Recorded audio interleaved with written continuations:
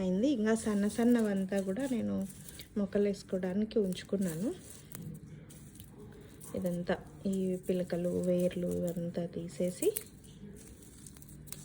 Clean చేసుకోవాలి. ఇదిగోండి, ఇది కనబడుతుందా, ఇక్కడ మనకి చెట్టు వచ్చి ఉంటుంది.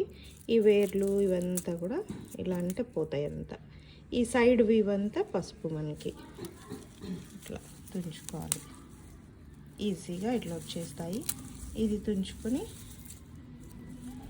దీన్ని పచ్చి పసుపుకి వాడతారు. దీన్ని ఉడికించకుండా పచ్చి పసుపు చేసుకుంటాం అన్నమాట.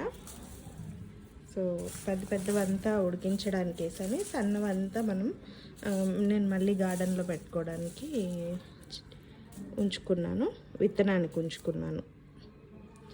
ఇవి పచ్చి పసుపు చేసుకోవడానికి వచ్చాయి గడ్డలు. ఇంకా ఇక్కడ కొన్ని ఉన్నాయి.